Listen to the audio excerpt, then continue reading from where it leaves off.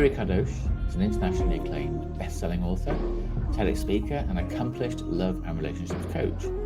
She's empowered thousands of clients across 6 continents and is a highly requested speaker at Fortune 500 companies, including Amazon, Microsoft, and prestigious organizations, including MIT. So I can't quite believe she's agreed to join us today, but thank you for being here anyway. Eri is the founder and lead coach of Relearn Love, LLC. Her specialty is helping leaders create more influence in the boardroom by experiencing deeper, more fun and fulfilling connections in the bedroom. Her science and somatic-based methods spark old and new passion, take you to new places of intimacy, and melt away the patterns of conflict, so your love life becomes your secret weapon to make more impact in your career, family, and community. She helps learn new ways to communicate and connect so that you can create the partnerships you dream of when your relationship began. What a wonderful thing to do. You're super welcome joining us today from the beautiful island of Bali. My first question really has to be, can you share a little bit about your upbringing? Can you sort of connect the person you were in your early teenage years to the person that you are today? And oh my goodness. And on top of that, what was it that sparked your interest in the field you work in so successfully today? Yeah, great questions. So this alone could be like an hour-long story, but we'll keep it short. I would just say that the highlights would be that I was raised in a wonderful, loving home, and my parents taught marriage classes. They still teach marriage classes at their church. So I was raised in a very conservative Christian area of the United States, right in the middle of the U.S., and got to just see love modeled in very beautiful ways and many times. And at the same time, I was very curious to find out what else was out there. And as I grew older, I ended up going to undergrad and studying sexual psychology and finding it so fascinating. And then just wanting to understand relationships more. So I got an MBA in global management and looking at how do people across cultures work together. I ended up taking that knowledge and moving into Amazon, doing leadership development, and finding just a joy in getting to know my leaders and seeing how such behemoth organizations tick and how we can be more efficient in them. And what really surprised me is that even though I hit this place where I was supposed to be, right? Always growing up, you just need to become this thing. Here I was, and I realized that it didn't matter what people had done. It didn't matter how far they succeeded in their career, how they climbed the corporate ladder, how they studied all these things academically. At the end of the day, we're all struggling with these basics of, but what is love? And what are relationships? And how are we supposed to do this? And there were all these skills that I felt like I'd been gathering over the years. I saw many of them modeled well, but there was still more. And like, how do we dive deeper into this and what's possible? And so when I started speaking more with my executives around, can I coach the whole you? Can we talk about what's happening at home too? I found there was so much loneliness. Whether my leaders were single, they were lonely, or they were married, and there was a lot of loneliness even in the partnerships. So we started opening up more and more around, what if we talk about how we communicate and how we handle conflict, and how do we set healthy boundaries, and how do we even know what we want, let alone ask for it? It was so beautiful to watch these leaders come back to work with more focus and drive and clarity, just because things were filled with more ease at home and joy at home. So I thought, this is amazing. I want to keep doing this. And soon I was working at Amazon by day, and then I was being referred out to other executives by night and on weekends. So I was coaching executives at Google, Facebook, Microsoft, Amazon, SpaceX, Relativity, Hollywood actors. I'm like, this is amazing. I want to do this all the time. So I ended up deciding to leave my corporate position and do the scary thing, which was to start traveling the world speaking. I wrote a best-selling book, started my company, and have been doing this work ever since. And it's been one of the most amazing decisions I ever made to just do it. Just to say, I am here for a purpose. My purpose is bigger than what this office holds. Wow. There's a lot there. So how when you sort of first approached executives and said, look, there's lots to learn about business and about sales and about marketing and about all those great things about leadership, but I'd really like to explore beyond that and explore what makes you tick and your home life and everything. How was that how was that typically received? It's not something that I've ever been approached with by our sort of learning and development teams and people. How did the response come through? Yeah, well, I think the scenario was a little bit different. So I think I would say that if you were to ask people, what is it like to be around Eri? They would most report that they feel really safe. Okay. And that I later learned I used a lot of neuro-linguistic programming, but at the time I didn't have those fancy words. But I use a lot of subtle cues, verbal and nonverbal, to really intentionally create a safe space for those people I'm with. And so I would make little shifts. Like for me, it just felt natural that if I'm going to have a meeting with an executive, he or she has been in the office all day. Why would we have our meeting here? Like, let's go out and get coffee. So we'd have these meetings, and I'd insist, let's go get a coffee together. And in this informal walking to just go get a drink, people relax, and we'd sit down in a coffee shop instead of in my office, which is far less intimidating. And the pretenses would be lowered. And yes, we talk about all the things, but in that setting, I think people just felt safe to start sharing things naturally with me. And I would hear like, oh no, is this okay? Can I share this? Is this confidential? I'm like, yeah, it's confidential. And I was a certified coach at the time, still am. And for me, it was really helping them understand that everything is welcome. Whatever you feel, whatever you're struggling with, because it's all connected. Just because it's happening outside of the office doesn't mean it's not impacting you in the office. I mean, how many of us have sat in meetings and we're checking our phone to see if our spouse texted us after the fight last night? We're not fully present. We can't give everything we've got. So helping people learn how to navigate these and learn the skills that we just didn't learn as kids became something that really shifted for me. And I want to work with the whole person. I don't want to just work with the corporate version of you. I want to impact everything. I love that. Yeah, I think so many people put a sort of trying to put a mask on and be their corporate selves versus their home selves, but it's impossible to avoid life crossing over, and by osmosis we sort of leak into one another. So having somebody that listened, that must have been a very positive experience with a lot of people.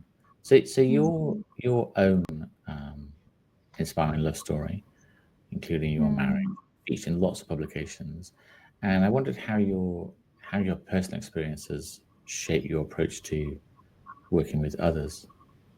Yeah. I mean, I will joke with people all the time. If you read or listen to my best-selling book, it's just a manual of all the things I've screwed up. It's like, like, you want to know what I did wrong? Here's what I'm telling you how to do it differently than what I did it. And so my personal experiences have greatly shaped who I am and how I work with people, because I'm the first to admit that I am imperfect. And even in my marriage, like, we are figuring things out all the time. My TEDx talk is on how to turn conflict into connection. And guess what? My husband and I have had to navigate conflict on so many levels over many, almost this year will be a decade, right? So we've been through it and we've learned a lot. And we're not one of those couples that's just gonna be okay with Netflix and sleep. We're just not. We want to go deep. We want to grow together. We want to push the edges. We want to lean in and find out, like, who are you today? Who am I today? Who are we? And what does this mean for us? And are we still choosing to be in this kind of partnership, or does the partnership need to shift in some way? And I love this quote by Esther Perel. She says, in your lifetime, you'll be in many different relationships, perhaps with the same person. And that is so my husband and I, just evolving all the time. Like, who are you? Especially with parenting involved, right? Like, my goodness, there's no portal, no transformative experience quite like having children. So, yeah. A lot of the questions that I get asked by, or comments I get asked by people that I kind of listen to the podcast is around that topic, actually. So they might have been in a relationship with the same person for, it could be a couple of years, it could be a decade, it could be a couple of decades. They perhaps have fallen into that pattern where they come home from work, they might eat at separate times, they finish work differently, they might watch a program together, they might not watch a program together, they go to bed, they sleep, and they wake up and repeat. And they haven't had that conversation really. And maybe ever during a relationship about who are we now? How have things changed? How do we keep our intimacy and our love life going? What are the things that have changed since we first met? Are the things I want to try, things I don't want to try? Are there sensations that I feel, don't feel, etc.? This is a massive question. But how can those people be encouraged to have those conversations and feel safe? I mean, you said before about the importance of feeling safe, and I think a lot of people perhaps are maybe nervous of raising a particular topic because they're fearful of the answer maybe. And how do you have those meaningful conversations? Yeah. First, I just want to call out that I don't assume that everybody wants to have those. Mm-hmm. I do believe that some people are very comfortable with the Netflix and sleep recipe, and a part of me really envies those people. like, oh, wouldn't that be nice to just feel like chill all the time?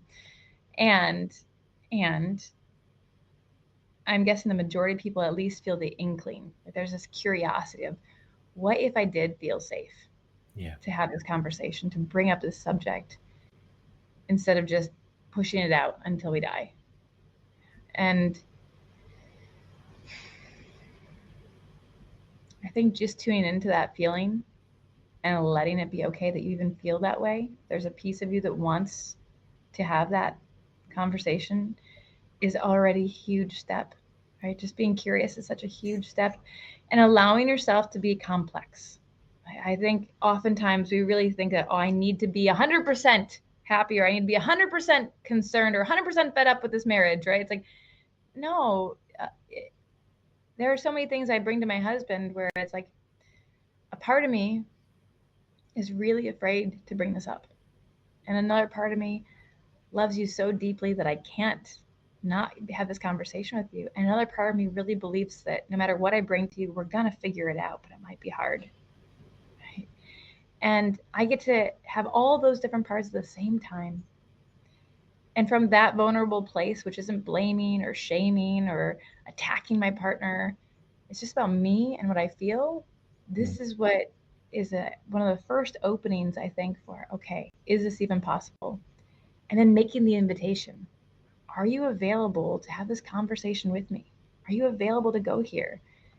It might be tender, and I'm gonna do my best to like stay with you in it and have you stay with me in it. Are you available? And if you get their consent, when you get their consent, this is opening up a whole new world of what's possible for you. Now, most of us didn't learn really great communication skills around how to speak in a way that your partner can actually hear you and understand you, even though you think you are. It's like Google Translate gets a little mixed up sometimes. And most of us also didn't learn how to listen, like really listen to our partner. We're already forming our defenses or getting triggered or taking it personally. And I think I would just invite everyone to realize it's okay that you didn't learn this. They didn't teach it in most schools. Your parents probably didn't model it perfectly. We didn't have the research and the science and the data behind that we have now, but now we know how to do it. So I invite you to just decide, you know what? What if we just become students together? What if we unlearn all the things we learned about this whole topic, communication and connection, and we really relearn it in a way that really works? What else is possible then? Oh my gosh, we could take this relationship even deeper. It could be even more meaningful. It might be like the thing we say we want. Wow. Yeah. And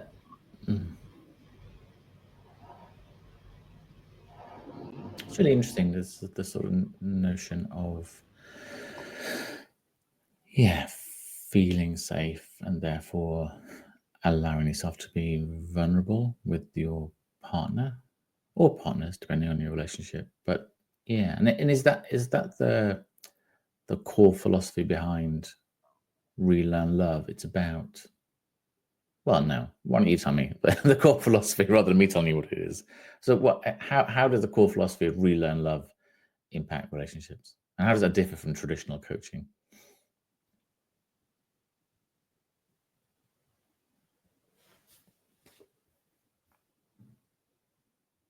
All right.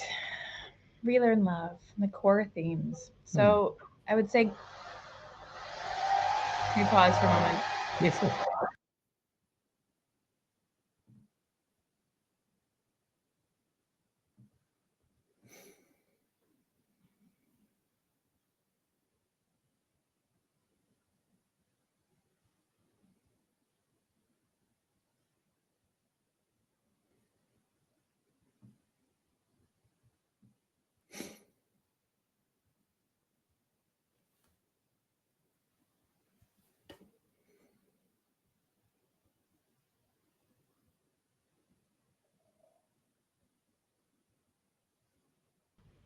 When it comes to Relearn Love and its philosophy, it's 4 parts. It's really a model based on 4 C's.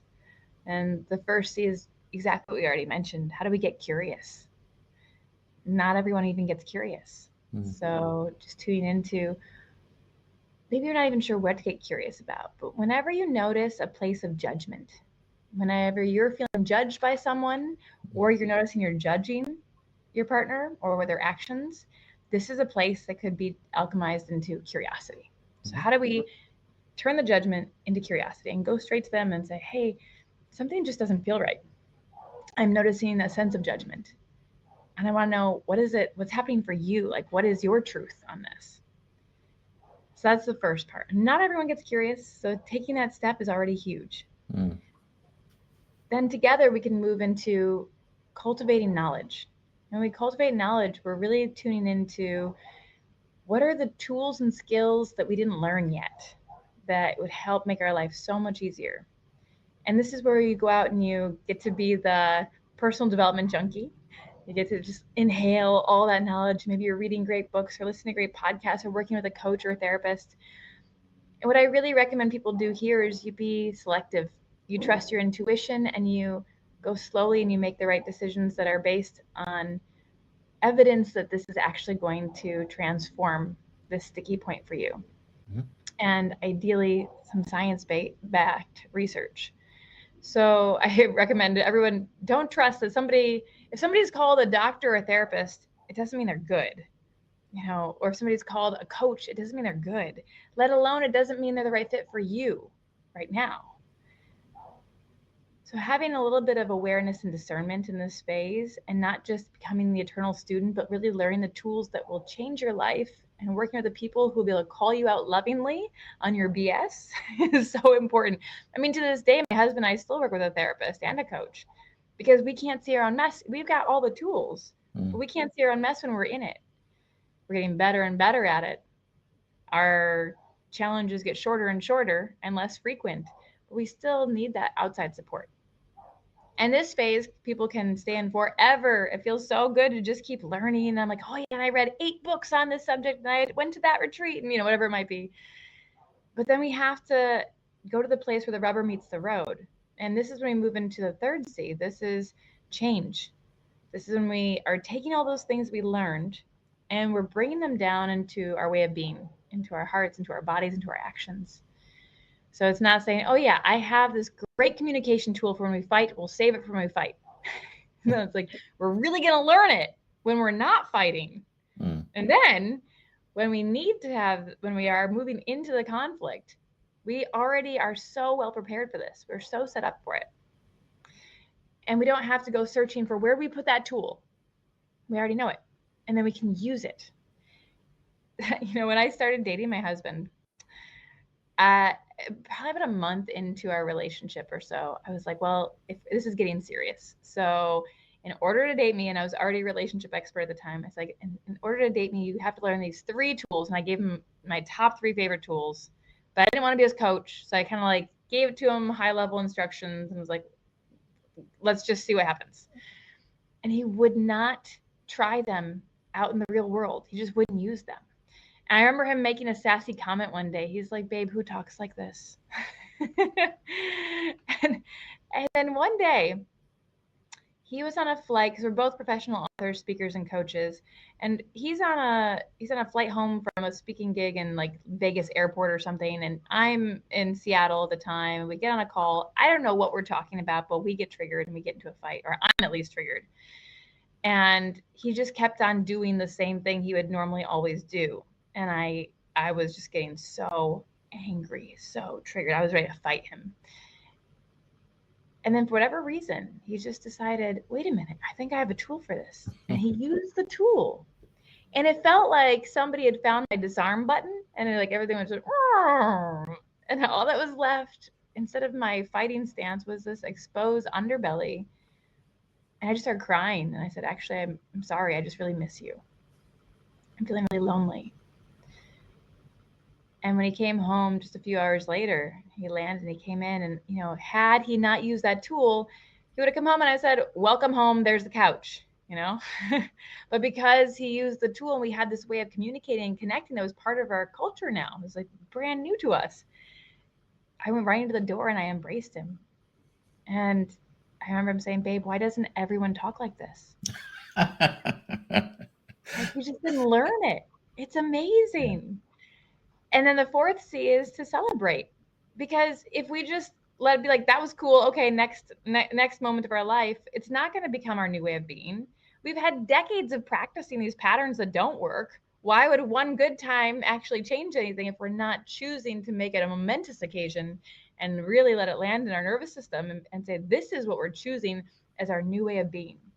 That's very different. So a simple way to celebrate is just to say, okay, let's do something we don't normally do. Let's go out to dinner and at a restaurant we don't usually go to, or whatever it is that you want to do. You can even dance in the kitchen together. Something that just like celebrates this thing that you just did that you've been wanting to do. It's not so easy. And pro tip, if you tell a restaurant you're coming in to celebrate, you may get a free dessert. I love that. When who talks like this? Why doesn't everybody talk like this? It's but part of you, I'm sure you're too big for this. Part of you inside must be thinking, yes, there we go. Yeah. And I think from the people I've talked to, I think you're unique in the way you combine sort of deep scientific research and knowledge with sort of somatic practices. And certainly in the UK, I think a lot of coaches and therapists, at least the ones I've been to, very much focus on, they wouldn't put it in this way, but sort of fixing the mind and addressing your thinking. And I have managed to find one in the UK that understands the connection between mind and body, mind, body and soul, however you want to put it. And I just wondered about how, because obviously you do a huge amount of research, very scientific, and want to understand the why as well as the how. How does the sort of somatic element play such an important role in what you do? Yeah, it's a great question. So somatic, or of the body, I think we live in an age where people love to put our cognitive skills on a pedestal and kind of separate it from the rest as if it's its own thing. And unfortunately, that means we're neglecting a huge piece of who we actually are as humans. At the end of the day, we're animals, and our bodies know so much, and our bodies pick up on so many cues that our brains are just not aware of until much later, if at all. So when we're constantly trying to rationalize and logic and talk our way through things, that's just a portion of our full understanding coming online. And it's usually just these protectors that are showing up that don't really know how to take into account the bigger picture and don't fully understand the past. Because our brains are so fallible. Our memories are so fallible. It's comical. I mean, that's why eyewitness accounts are very challenging, very challenging. So when you're in a fight and you're like, I'm just going to logic my way out of this, let me tell you what you did. It's like, that is already not trustworthy. It's just not. And there's always three scenarios, right? There's your memory and their memory, and then what really happened. So we have to start looking for a different way to understand the world. And if we stop trying to chop things up and we say, let's look at the whole person. Let's look at our brain, our body, our soul, our emotions, this is where we get the big picture. This is where we get all the data points that we really need. Mm-hmm. As before, we're just so limited. Why cut off this huge mode of communication and information if you don't have to? Probably because it feels safer. I think for most people, dropping down to their bodies and tuning in to their sensations, tuning into their emotions is really, really scary for a lot of people, or foreign. Just they don't even know how to do it. If you're familiar with the Gottman Institute, they are the world's leading researchers on couples. And they said, okay, well, if we were going to really look at how we could impact the next generation so that these kids could grow up and have happy, healthy, long-term relationships, what's one thing we could do? I discovered that if you teach children how to be with their emotions, that they can actually do this, right? But we didn't learn how to be with our emotions. And what are our emotions and how do they operate? How do they move? What are they trying to do? And when you start looking at it, you find our emotions are these things that are messengers and they just want to be in motion. And we're constantly, if we're following this very Western way of philosophical thought and we're just going to stay in our brains, we're always trying to stop the emotions from moving, which is exactly the opposite of what they need. And we're trying to rationalize them away instead of listen to their message. And so it means they're just going to keep banging on the door and they're not going to go away. And then our bodies start developing these ways to be louder and louder and louder because we need to get through to the brain somehow. So we start getting headaches and then ulcers and then cancer. And it's like, I'm just trying to freaking tell you, just let me, I'm reading Harry Potter to our kids right now, which has been really fun. And I just picture, in Harry Potter, they have all the owls that come through and drop off the mail. I'm like, your emotions are those owls. They just want to come through and drop off the message and keep going. But we are so afraid of the owls coming that we board up all the windows. Or we just don't know how to control the owls and they're flying everywhere, right? But it's like, how do we just learn how to be with our emotions, let them be moving in our body, let them move out of our body, and deliver the message and find that connection. And once you start feeling that, once my clients start really noticing, like, oh, this is what it feels like. Oh, my stomach hurts. I know I need to say this thing. And then I say it and it goes away. Whoa. Okay, well, maybe this is actually, there's something to this, right? But most people, I think, have to experience it for themselves because it sounds almost too weird sometimes. When you start to experience the whole you, that's when things really shift in a powerful way. And your brain might start to say, oh, wait, this is really cool. I'm getting the result I wanted a lot faster. It's scary because I don't know what this is. I don't know how to express my emotions or how to talk about it. It feels really vulnerable. But I can learn ways of creating that safety. And I can learn a new way of being so that I can have the outcome I want. So when we keep it all together, it's just amazing. Gosh. Yeah. I was thinking of a couple of things there. One is that absolutely it's something we don't learn as children, and even to the degree where, as curious children of a very young age, all the way through to when we hit puberty, society in a way almost tells us off for wanting to explore our bodies and understand who we are really. I think we spend a lot of time trying to understand our mind, but I do think from maybe when we were super young and had our hands down our shorts, our hand was sort of slapped away and that was dirty. Or when we reach puberty, we're sort of scared to sort of experiment because somebody's going to come banging on the door or whatever. And I think, we never really sit with our bodies, do we, as much as perhaps we should do. And therefore, there is that disconnect between mind and body. And then, so I think a real life experience of that. So I'm going through my dad died about a month ago, and my mum died about 18 months ago, and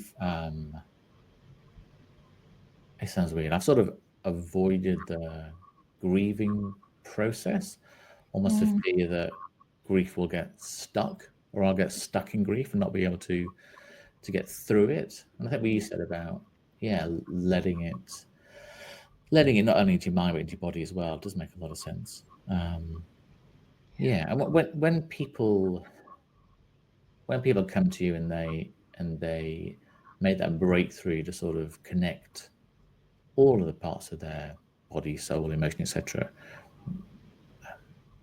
How do they feel? How does it sort of manifest itself? How do they sort of feel afterwards? Yeah. Yeah, I think most people are surprised to discover how freeing it can be because we're so used to carrying weights around.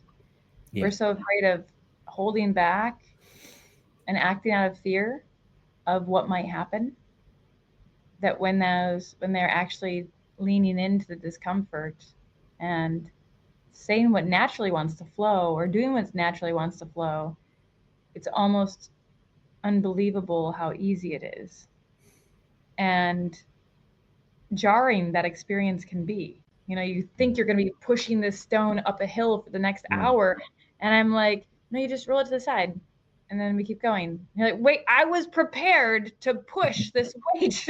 And I kind of, maybe I want to because I'm so used to that. So can we do that instead? Can I roll it instead? I'm like, if you really want to, we can go back and roll it, but we're done. We're done. So I think that is disconcerting sometimes for some people because they're so used to spending their whole lives fighting these emotions, fighting the fears, and really believing that they can't have what they want, or it's not going to be easy, or it's going to hurt more if they do it a different way. And to find out that they're so much more capable. They're so much more capable than all those fears. We just need to breathe into it and lean into it and know how to do it in a safe way. Yeah. And I think that's the difference because as kids, we didn't have that. We developed all these amazing strategies to make sure we didn't keep getting hurt. But we kept those strategies with us as adults and they're hurting us now instead of helping us. I think once we can let that go, I feel like there's a deeper connection to your own healing and your own heart that's just on the other side of this sliding door, not a rock that you have to push up the hill. When you wrote your best-selling book on relationship agreements and a whole lot more, what first of all, what inspired you to write it, and then secondly, what were the main messages that people told you they took away from the book? Yeah. So at the time, let me back up a little bit more. So going back to my childhood, we'll go circle back. My father's a lawyer and hospital administrator, and my mother is a substance abuse counselor and nurse. And so I had a lot of like strong leadership and really amazing nurturing all in one home. And with a father who's a lawyer, I cannot tell you how many contracts I signed as a teenager and as a child. Like, I promise not to do this thing, or I commit to only dyeing the bangs of my hair hot pink for up to 6 weeks, and then I cannot do any other colors for a year, and then I can make a wise decision at that point. So many things. And then being in the business world, I just saw the value of contracts and how people would write things down to make sure we're on the same page and there's a lot of clarity. And then I was out in the real world and I watched how people were just fumbling over assumptions, especially when it came to love. It's like everybody thinks that they know what love and relationships are supposed to look like. And it turns out the model you're holding is based on your life experiences, and the model your partner is holding is based on their life experiences, and they're not different. And even though you think you're saying the same thing, you might be even using the same word, it means something totally different to them. And this is creating more disconnection and it's tripping people up. So I said, what happens if we take some of these wisdom pieces from other cultures? What if we bring in the wisdom from the business world and we say, let's make a living document about who we are right now. This is not a legally binding thing. We're just going to take the time to talk through who are we in this moment, because I'm not going to be the same person in 6 months or 6 years or 6 decades. And I don't expect you to, but maybe I do. But you're going to change and I'm going to change and we're going to change. So what if we just talk about that dance that's happening, whether or not we do, and then create something that really works for us? And I started trying it out. And at the time, I could find one other similar thing. There was a relationship agreement document. There's one out there that I could find at the time, and I looked everywhere, and it was literally a legalese document that a couple had written. It was very formal, and I'm like, you'd need to have an interpreter to understand what was happening. And I'm like, this isn't for me. Let's write our own. And we did, and it was amazing. like every time we'd be like, but what about this? Or I'm noticing this friction point. We just talk about it and write it down so we're on the same page. That way, if one of us forgot or we got busy or, we could always just go back and reference it. And it was on us to make sure we were in understanding. And then we wanted to change it. We just say, hey, that agreement we made about who does the dishes? With my new work schedule, I'd like to revisit that. Can we do that? And then we just revisit it and we update the document and we move on and it's all set. And we covered everything from how we handle finances to how we handle conflict to our intimacy and how we're wanting to invest and grow and change in that. And who does the household chores and how do we communicate? Like, how many text messages do you want per day? Like these things that sound so simple, but then the question after all of these, which is really where the juice lies, is what does it mean to you? What does it mean to you? Because we have these ideas of, oh, they don't mind doing the dishes or they like doing the dishes, but there's probably something else behind it. Maybe there's a story, and doing the dishes is a sweet meditation that they learned from their father when they were little. Who knows? Who knows? But when we get curious and we take it a layer deeper, we get to be more connected to each other. We have more compassion for each other. And instead of waiting for the next assumption or expectation to explode, we've cleared the landmines, and it's so beautiful and connective.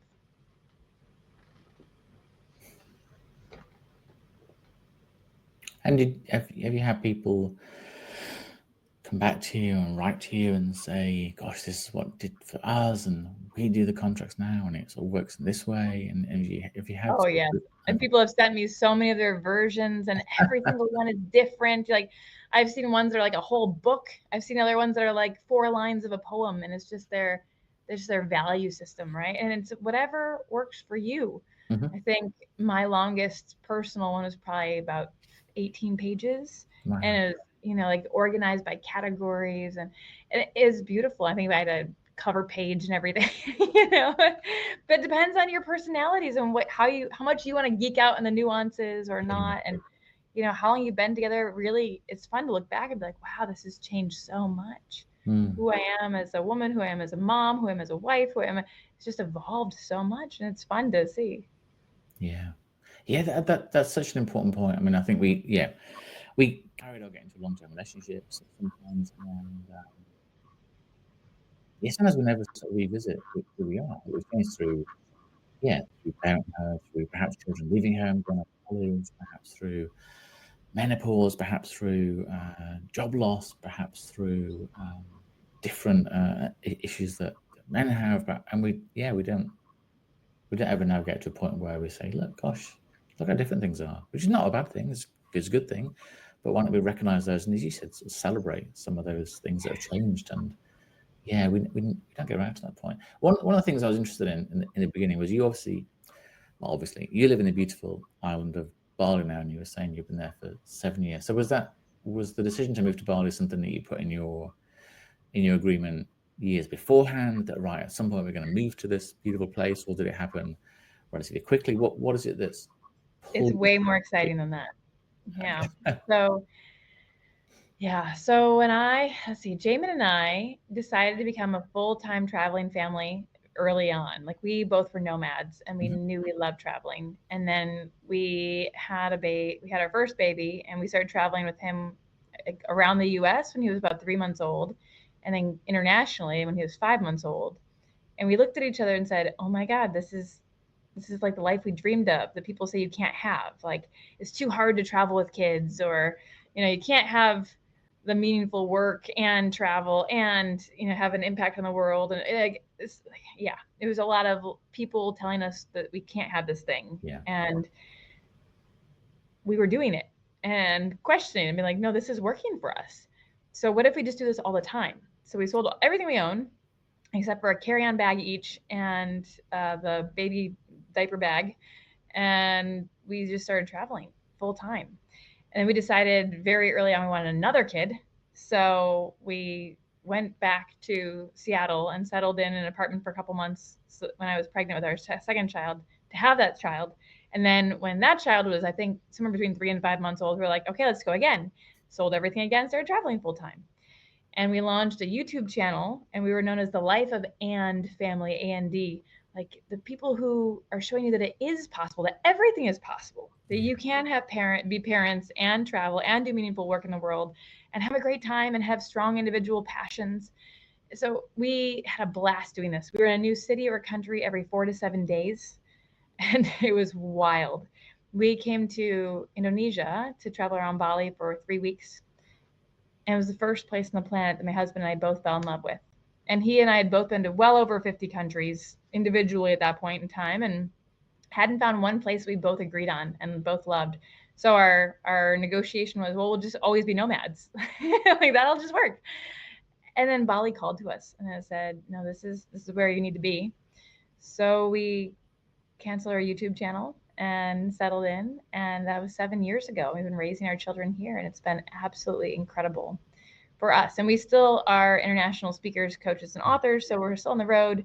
In fact, in 1 month from now, we'll be packing up the kids and traveling for 6 months and going on speaking tour all over Europe, the US, and parts of Mexico. And that's just our life. Our kids know they're raised partially on the road, and home base is in Bali, and that's beautiful.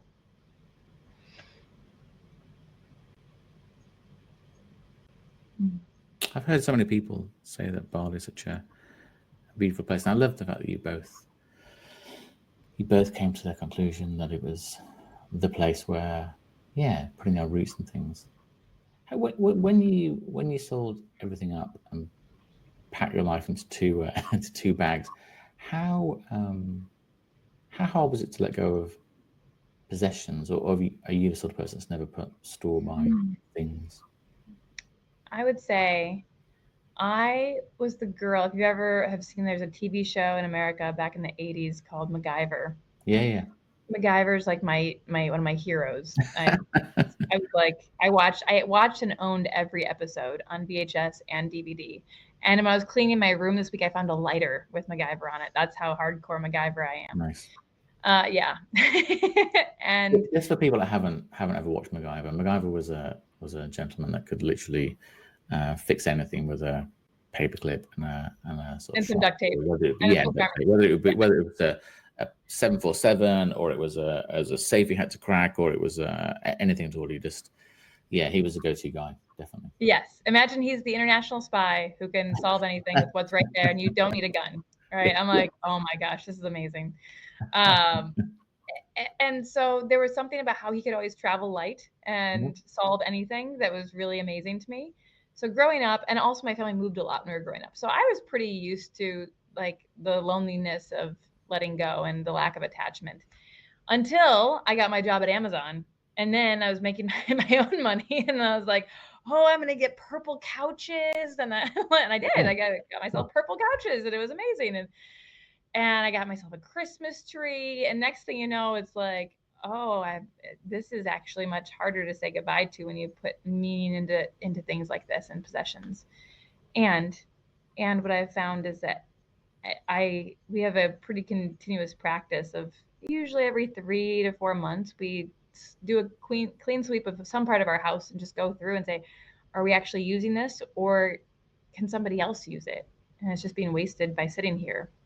And that practice of letting go clears up so much around like feeling like you have more energy in the house and it's less bogged down.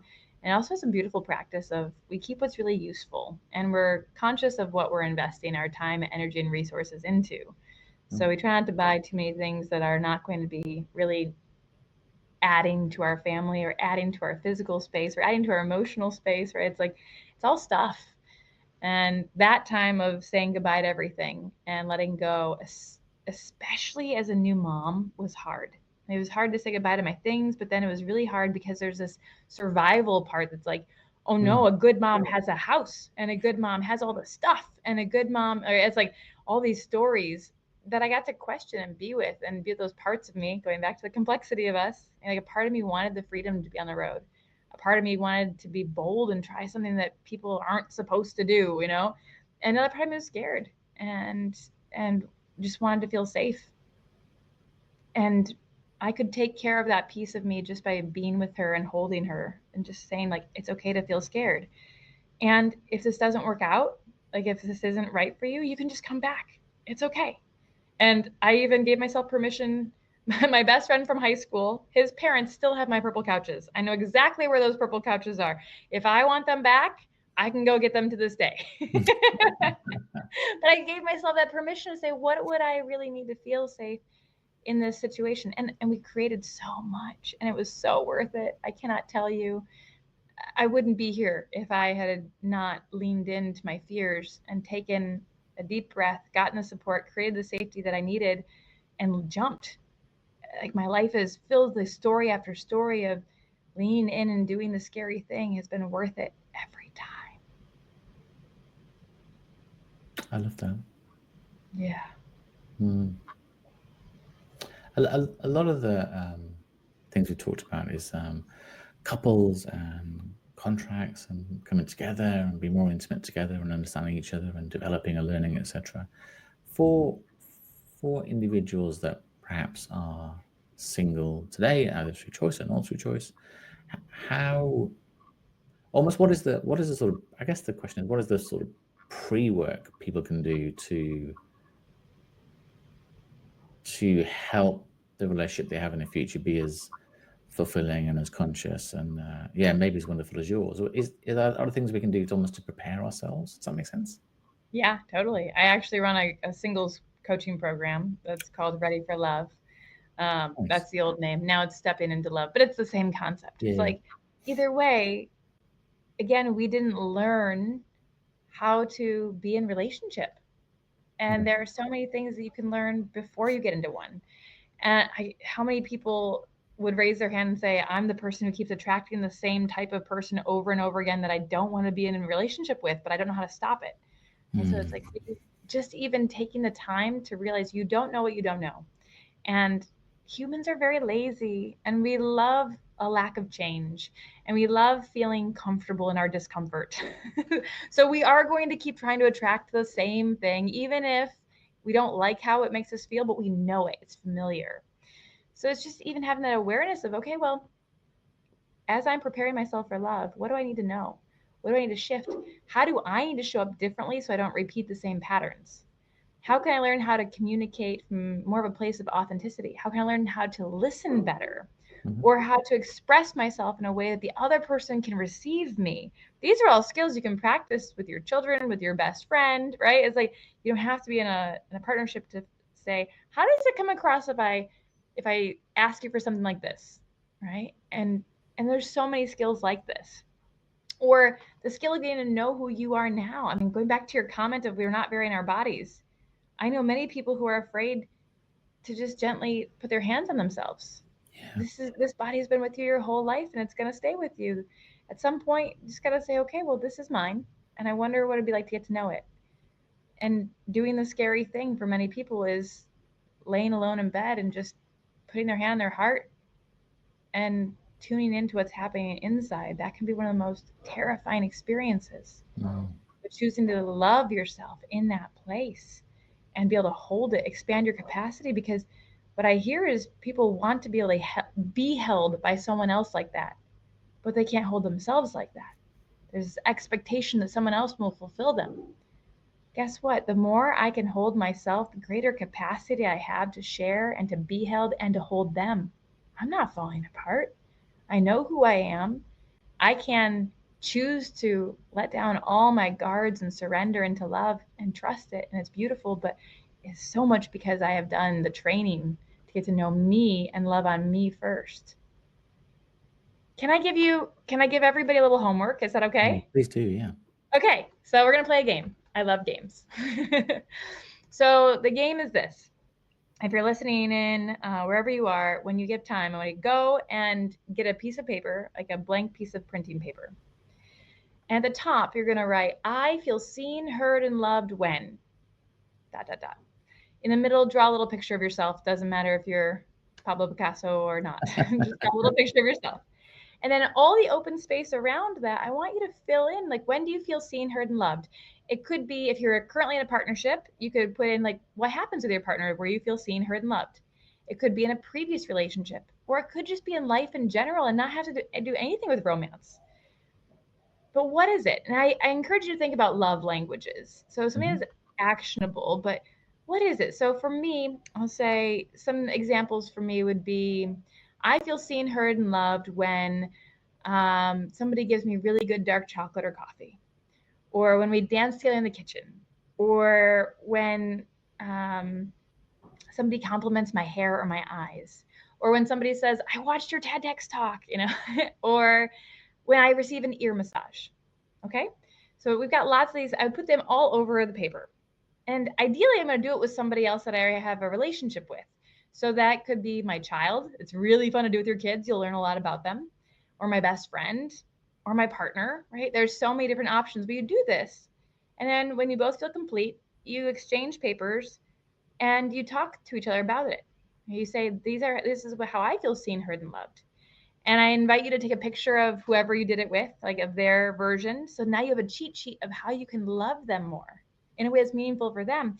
And they can take a picture of yours, but you're going to take yours back and put it on the refrigerator. This way, anybody who comes into your house is now being trained on how to love you. And you never know how that's going to show up. I had a woman show up recently who brought me this amazing dark chocolate bar. And I was like, what's this for? She said, I saw it on your refrigerator. Now, one more step for the bonus points, for those of you who are doing bonus points. In addition to saying all these ways that you feel seen, heard, and loved, and for some people, even figuring that part out is going to be challenging. So you might need to take your time. It's okay if you don't know right away. Then I want you to tune into and ask whoever you did it with, what does it mean to you? What does it mean to you? Each one of these points. So let me give you a quick story. You heard me say that I feel seen, heard, and loved when I receive an ear massage. Now, everybody who's listening has their own idea of what that could possibly mean. So in your heads, don't say it out loud. On a scale of 1 to 10, I want you to decide, how willing would you be to give me an ear massage? 1 is I'm not doing it. Never going to happen. And 10 is I cannot wait to meet you in person, Eri. I'm giving you an ear massage. And you can have decimal points in there. It's fine. So everybody just choose a number. You don't have to say it out loud. Just choose a number. All right. Got it? Okay. Now, that number was based purely on your life experiences and your projections and how you feel in this moment. If you were to say, Eri, what does it mean to you? I would drop in a little bit deeper and I would say, when we were traveling, I had those 2 kids under 2, new city or country every 4 to 7 days. I lost myself. All I remember was packing and unpacking and breastfeeding. I was exhausted. I didn't remember who I was. And one day we got to Taipei and my husband said, babe, I know you need your freedom. I know you need to go be a nomad. I've got the babies. You go out. Enjoy the night. And I got joyfully lost exploring Taipei. And what happened to me that night was amazing. I had beautiful conversations with strangers. I got to do something I love, which is try weird food. I had snake's blood that night. I'll probably never have snake's blood again, but I did that night. And somehow I ended up on the massage table of this little lady named Ling Ling. Ling Ling looked like she was about 40, but turns out she was in her 70s. And people fly from all over the world to be with her. And they book a minimum of 7 or 8 hours minimum on her massage table. And she just massages your whole body back into a new order. And you're like, oh my God, I didn't know I could feel this way. I asked her, I said, Ling Ling, what is your secret to a long and happy life? And she just laughed and she said, Eri, that's easy. 20-minute ear massage every day. So when I receive an ear massage now, I'm not just receiving an ear massage. I'm remembering the night I found myself again. I remembered I was more than, quote unquote, just a mom. I found my soul again and the adventure and the zest for life. And when I receive an ear massage, I get back to that moment and it's so connective and beautiful for me. But if you didn't know that, it was just what you're projecting. So now, knowing what it means to me, go back to that scale. On a scale of 1 to 10, how willing would you be to give me an ear massage, knowing this is how I feel so loved and what it does for me? What is the number? And maybe it's the same. Maybe it's gone up even just a little decimal. Maybe it was already a 10. So if it was already a 10 or above, or it gone up even a little bit, I would ask you to raise your hand. And if we were in a room together, I would see the majority of the hands in the room would have gone up. simply because the only thing that shifted was our understanding of what the other person's experience is and how we can help them have that kind of experience. So instead of projecting or wishing somebody would love you in a way that you want them to love you by silently keeping this in or never asking for what you want, I'm going to invite you all to tune into what is it that you desire? And how can you share an activity like this that will open up new understanding for both of you to love each other in a way that's really meaningful for you? And you get to begin practicing right now with your child, with your neighbor, with your best friend, with your partner, and just with yourself. I have this cheat sheet for myself. Guess what? I can give myself an ear massage. I can dance with myself in the kitchen. I can get myself a great cup of coffee. And every time I'm loving on myself, I'm expanding my own capacity to give and receive love. And this is getting me ready for the next level of love with my husband. And for anybody who's single, this is getting you ready for the next level of love and whatever you're calling in. I used to hate homework, but I love that homework. I was a 10-10 on the Yes. And you do have incredible hair. Thank you. Complete hair envy. Yeah, I love that. I really do. You've been incredibly generous with your time. I don't want to keep you all evening, but I just have just two more questions really. Okay. So one will be, I wondered how far into the future you look in terms of aspirations for Relearn Love and where you see that going. Is there another book on the horizon? Is it more about more traveling? Is it more about expanding, changing? Yeah, where do you see that progressing to? These are beautiful questions, and they're exactly the things that I'm contemplating right now. And as a business owner and as an entrepreneur who just really wants to change the world, it's like what is the next step? And looking for the right signs for that. I'm just about a month off of the TEDx coming out, and that took a lot of time and energy, and I'm very happy with that. And in a month, I'll begin speaking tour. So we're already reaching out. I have an amazing team, and we're looking at reaching out to get in front of more ears and eyes, and creating some new content that's coming out in this next year, which will also be exciting.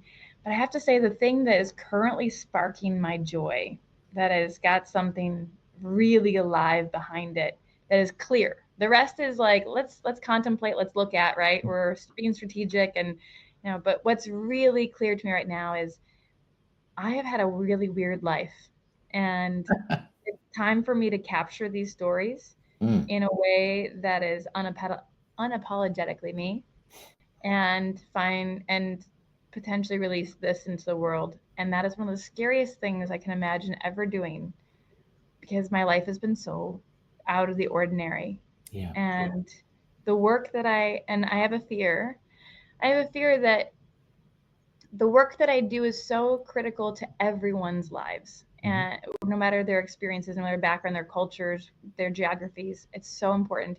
And I notice I have a fear in me that if I'm too weird, then people won't hear my message. And I'm like, oh, I can be with that part of myself that's afraid, right? And I can trust that there are a lot of weirdos out there, or a lot of people who are weirder inside than they want to let on. And it's scary, and it's okay to have somebody else be that permission and open that door. And I've read so many of those weirdos books, and I've been like, thank you for being out there. Thank you for showing me that I can live differently and do the scary thing and love bigger. And that is really what is being called of me right now. And it's terrifying and fun. So I'm starting to compile these stories.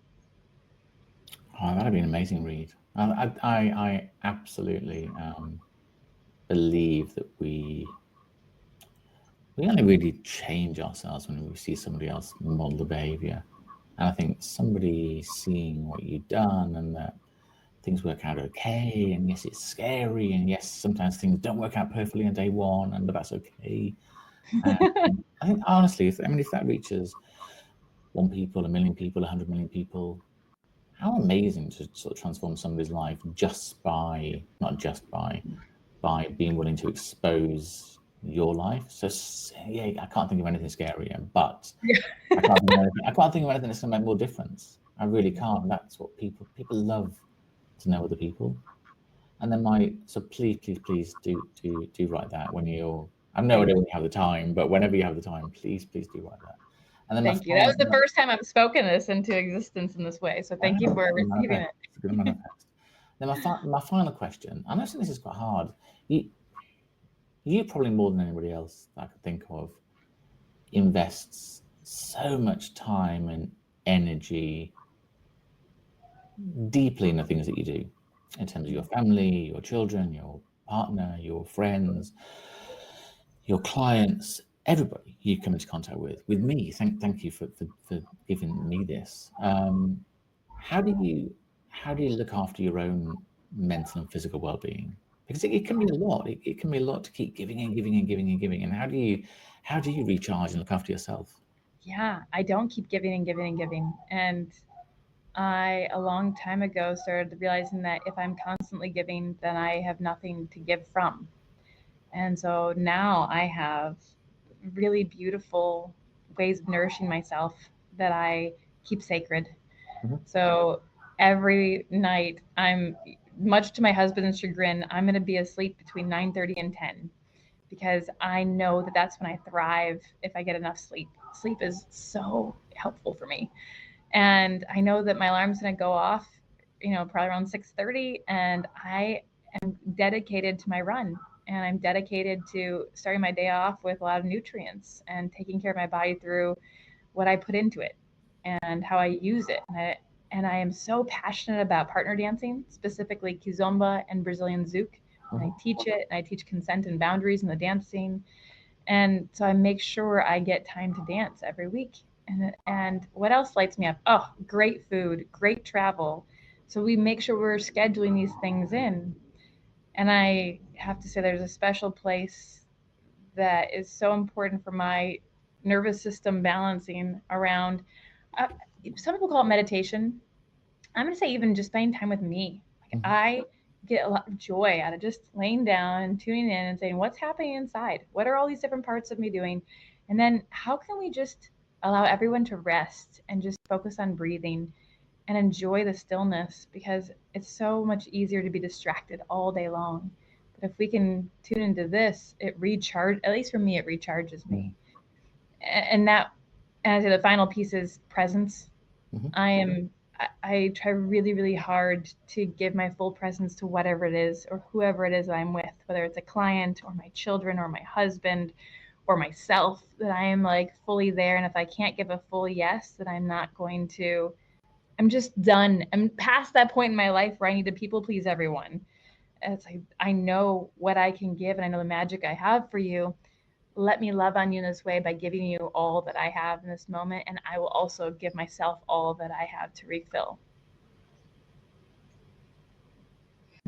I've really felt your presence, and it's been a really special hour for me. So thank you, because you could be doing a million other things. So thank you so much. I'm sure that, and I love people to send me a copy of their homework. And dark chocolate and coffee is definitely going to be a mine for sure.